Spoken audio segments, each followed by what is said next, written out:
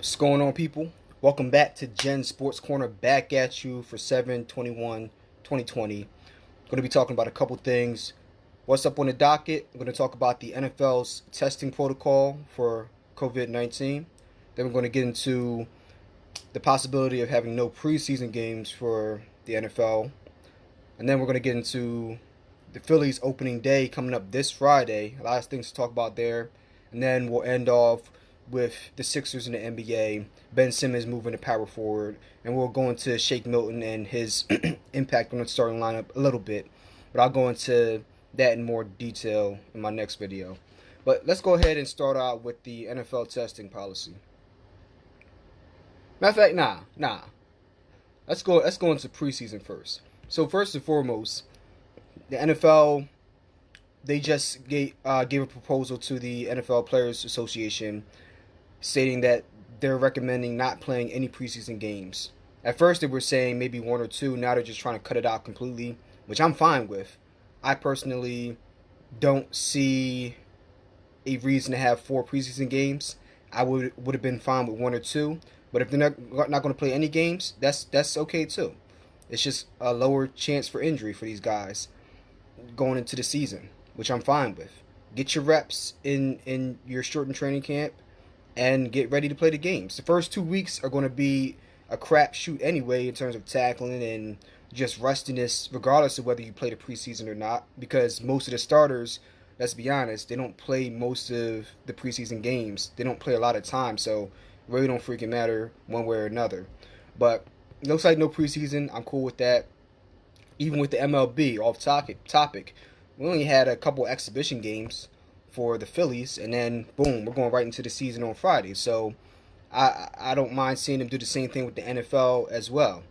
And then secondly, I don't know why it took them this long to even propose how they're going to go about testing players. Because if I'm a player, first and foremost, I have to be worried about my safety. Then secondly, I have to be worried about my family's safety. What if I catch something from one of my teammates or a player from the opposing team, and I bring that back to my wife or my son or my daughter? You know, you have to think about those things. And the NFL has had the most time since the outbreak of this pandemic to get their business together in terms of what their protocol is going to be for testing. Yet they seem to be the ones that are lagging behind the most compared to baseball and hockey and basketball. I mean, the NBA already has the bubble. They already have their testing protocols in place. The UFC, completely different from the major sports, they already have their protocols in place where a lot of these fights are taking place overseas at the UFC bubble, or whatever they call it, in Abu Dhabi or whatever the place is where they're hosting these events, and they have their testing protocol in place. Now, granted, they don't have to test as many people, but the fact remains the same that they had thought about these things well in advance of where we're at now.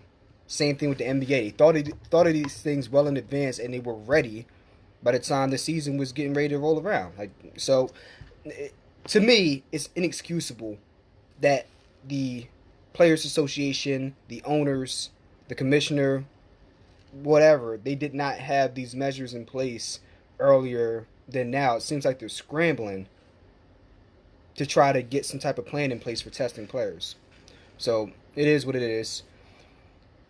You know, the preseason's going to be shortened, and it's not going to affect the majority of players, but it's going to affect the rookies, the undrafted free agents, the guys, the first and second year guys that are trying to make the roster, the ones that are on the bubble, the special teams guys, the guys that don't have as much of any guaranteed money in their contracts. That's who's going to affect the most, because it doesn't give them a chance to showcase their talents for the team they're on or the team that they may go to once they're released. Because when you think about it, that's really the main purpose of the preseason, outside of knocking the rust off.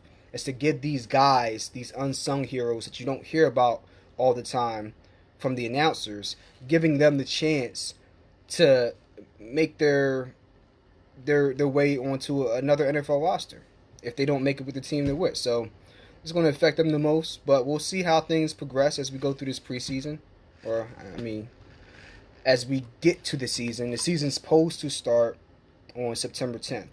So that's the plan right now. Hopefully everything goes smoothly. We don't have any hiccups or setbacks, and we can see some football because it looks like we're going to see baseball. I think with baseball, I think it was basketball. They tested all the players again, and out of 345 players, there weren't any more positive tests, and I think that's for basketball. So that's a good thing. So apparently, the bubble concept is working so far, and hopefully it continues to work. That being said, let me segue right into baseball and talk about these Phillies. And it's not going to be too much I'm going to talk about, but they just finished playing their last exhibition game on Sunday. Zach Wheeler, the new addition in free agency from the Mets, brand new, shiny pitcher, didn't have his best outing on Sunday against, I forgot who he played. It might have been the Yankees. I think it was the Yankees. But I know Vince Velasquez pitched pretty well against the Yankees, and he solidified his spot on the 40-man roster. But Zach Wheeler, he didn't look as sharp as he needed to. Hopefully he's able to pick it up come the regular season. But the regular season first game is on Friday against the Miami Marlins, Citizens Bank Park. Don't be there, but watch it on TV because nobody's going to be at the parks. But I think that the plan moving forward is to have cardboard cutouts. I know at the Yankees exhibition game, they had crowd noise pumped into the stadium to try to simulate a stadium-like atmosphere. It still looked surreal and bizarre watching the game on TV and seeing the stands empty. But for teams like the Marlins, that's just going to be like another day at the office, right? Because nobody shows up anyway. Not trying to rag on them. Sorry, not sorry. I am trying to rag on them. But that's the way it's going to be. So I'm excited for this Friday, seeing what this Phillies lineup is going to look like, seeing Aaron Nola take the mound. He's going to get that dub and start this year off the right way. So I'll talk more about that as we get up to opening day. And then lastly, let me transition right into the NBA and talk about the Sixers, their playoff chances, and what this roster is going to look like with the shakeup that's been made.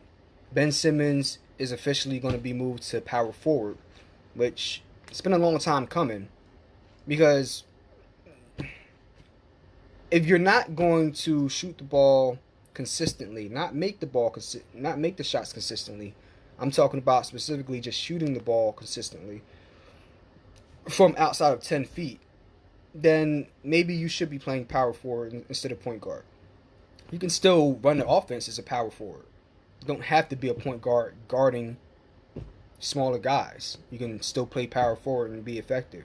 And I think they're going to start him at power forward on offense, but he'll still be matching up against small forwards and guards at times when he's on the defensive end of things. And Tobias Harris will be guarding the power forwards, which Tobias Harris is a good forward. I like him there. And you have Shake Milton now moving to point guard to take that spot, because he showed up and showed out so much prior to the break in the season that you can't keep him on the bench. And it's crazy. Like me, Matt, Bond, 007, Chris DeCass, being down at the Delaware Fieldhouse, seeing the Delaware Bluecoats, which is the G League affiliate for the Sixers, and just watching all these guys down there and how they've excelled and made their way to the active roster. Marial Shayok, really good combo shooting guard, small forward. Norvel Pell, he was a big time player down there in the G League, and we saw him just, it was a block party every time he went out on the court, and he just continued to do the same things when they brought him up to the big leagues. So, I think he's going to play a big role coming off the bench on defense. And then obviously Shake Milton, he was lighting it up down there. We saw him down there. He was lighting it up. The shot was smooth, had the moves, and there was no way they couldn't call him up. And when they brought him up, he showed up and showed out. But originally when they brought him up, he wasn't getting the playing time, and thankfully he he eventually did get that playing time. And once he got on that court, there was no way he was going to give up that roster spot. And now not only is he on the roster, but he's now the starting point guard. So that should tell you how good he is, like the road he traveled to get from point A to point B. And now he's going to be your starting point guard for the rest of the season going into the playoffs. And he's dropped some buckets, but the game that really stood out, obviously, was the Clippers game, where he dropped 39 with a mixture of Kawhi Leonard and who else was guarding him? I don't know if it was Paul George. It's either Kawhi Leonard and Patrick Beverley were the main two people guarding Shake Milton, and it didn't matter. And that's crazy. That should tell you everything you need to know about Shake Milton. It didn't matter what they tried to do against him on defense. He could drive it to the hoop. I saw him do a scoop layup with the left hand driving to the rim against Kawhi. If you can do that against the Claw, you can do that against anybody, let's be honest. And when he wasn't doing that, then he was doing a jab step, stepping back, and draining a three. He was really dynamic. He's really versatile. Hopefully, he can be the point guard that we were hoping to get when we drafted Markelle Fultz. That combo point guard, that guy that can dish the ball off effectively, but can be a dynamic three-way scorer. So that's hopefully what's going to happen. I like the shake-up. I like seeing Ben Simmons move down to power forward where he can roam around near the rim, cut to the basket when need be. And I like having Shake Milton at point guard where you have a legitimate 20-plus point a game guy. Like, he has that potential, and he's shown it already.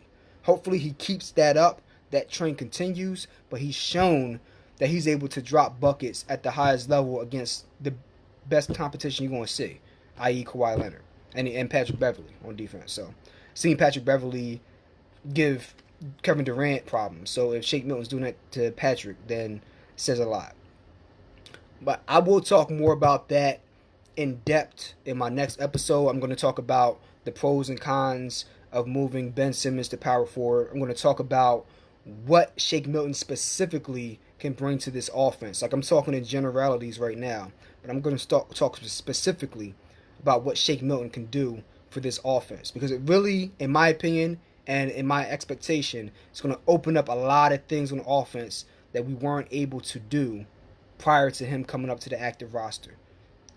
That stagnant offense where we get bogged down in the half court, I think this is a pretty good solution to that. And I'm hoping that they prove me right. So, with that being said, that's it for this episode. I will be back definitely for opening day because I'm hyped about this Phillies season about to kick off. We're finally going to get some type of sports outside of Korean baseball. No offense, but I love my Phillies. I love my Phillies sports. I'm 4 for 4. And seeing some type of major sport being played, that's a sign of progress. So I'm looking forward to Friday, seeing the Phillies knock the cover off the ball. Hopefully Bryce Harper has 5 home runs, 5 for 5, and if possible, 6 home runs. But then again, maybe I'm asking too much. That being said, thanks for tuning in. I'll be back at y'all. Leave your thoughts in the comment section below. Make sure you go to my YouTube page, subscribe, like, check out the playlist Gen Music 856. That's my page, Gen Music 856, and check out the playlist for Gen Sports Corner as well as my music page as well. Always got new content up there for you. August 17th, first person is dropping with Black Angel as well as Jalil, Stevie Franks, and myself. Make sure you get ready for that coming up. And yeah, that's pretty much it. So enjoy the rest of y'all day, and yo, sports is back, homie. Peace.